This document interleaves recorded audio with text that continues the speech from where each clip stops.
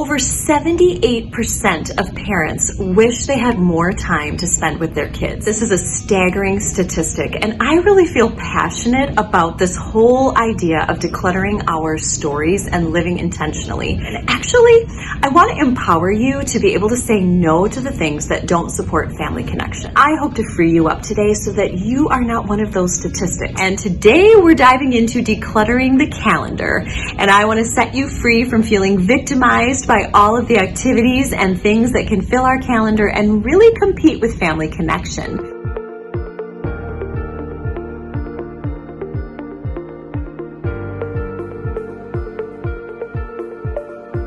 Well, hi there. My name is Dawn. I'm a licensed marriage and family therapist here in Minnesota, and I am married to my husband, Ben, and we have 3 kids between the ages of 10 and 13. Every time I speak to someone who is feeling overwhelmed or a lack of connection with their family, definitely complains about all the things that they have to do. So we need to shift our mindset, first of all, from a place of feeling victimized by all of the choices that are out there.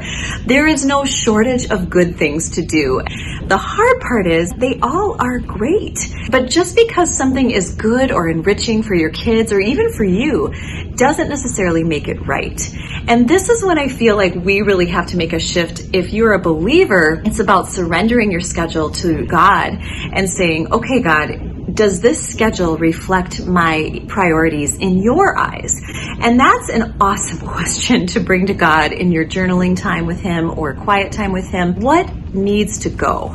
And oftentimes I have found that parents don't have proactive intentions set up, and so therefore they have a reactive response to things that come across the calendar. One of my clients, a mother, she really feels like all of the things that she wants to do are beneficial and she should do these for her kids, but she really secretly just wants to be home and connect with them. She's very guilt-driven because she holds a belief that these activities are necessary for her child to be happy. So I really feel like one thing that we have to let go of is this idea that our children are happier without family connection. The truth is that actually 43% of kids wish that they had more time with their parents. One of the most wise adages that I ever heard, even as a young mom, was that kids spell love T-I-M-E.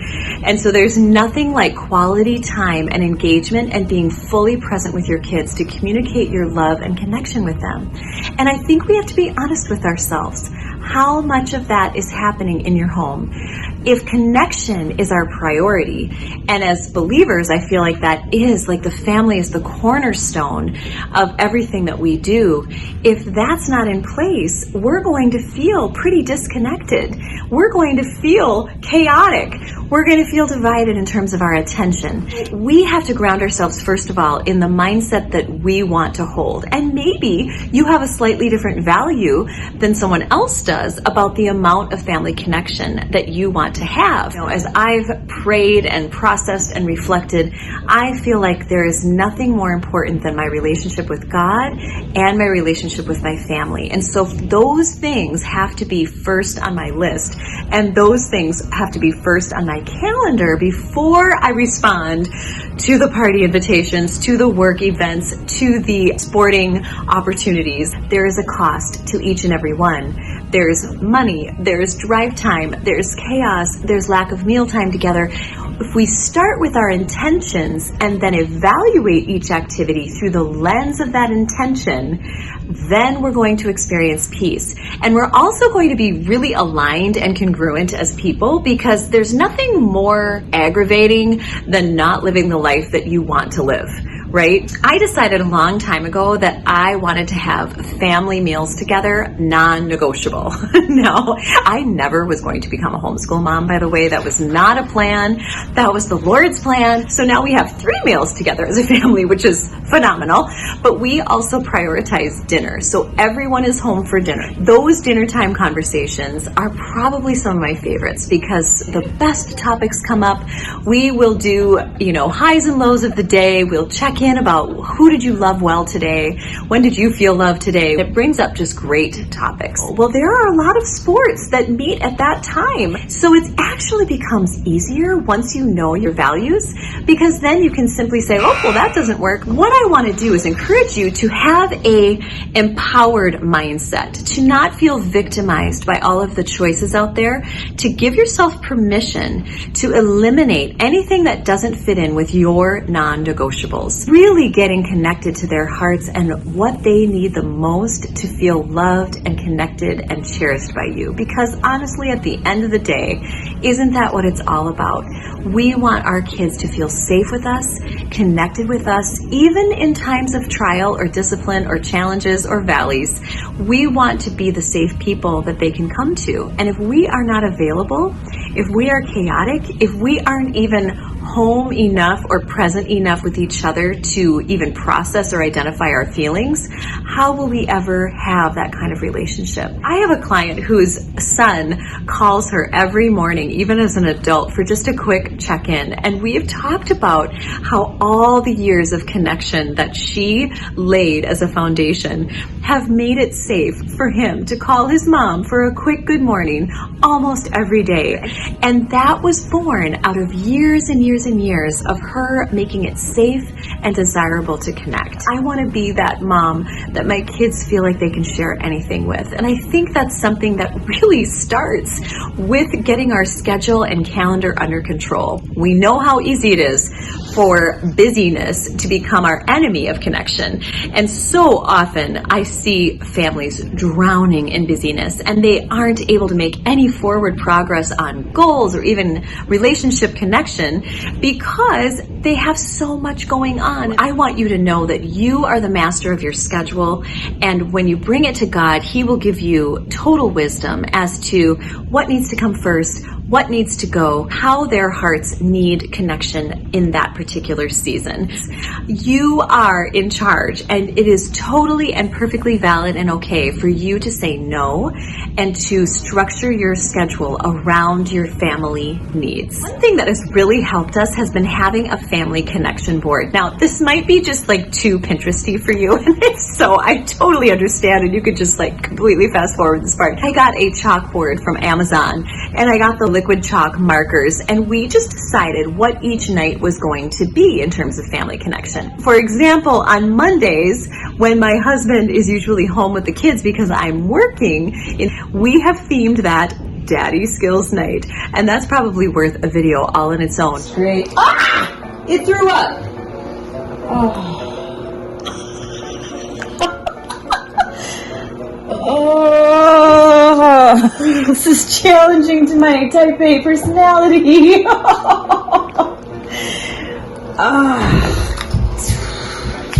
Okay, fine. What he gets to do then is really focus on life skills for the kids. And so we have a list of life skills that all the kids should know by the time they leave.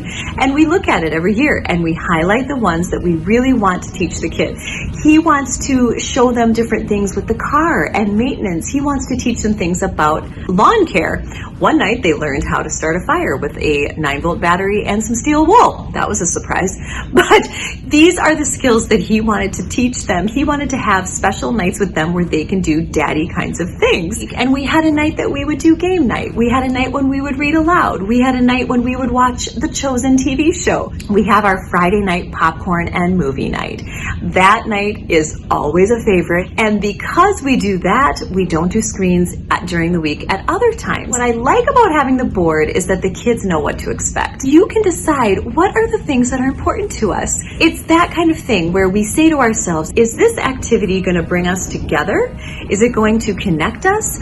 Or is it going to isolate us or divide us or create chaos? What will this activity or commitment bring to the family? The thing that you might need to hear me say is that you are not cheating your kids if you limit their activities.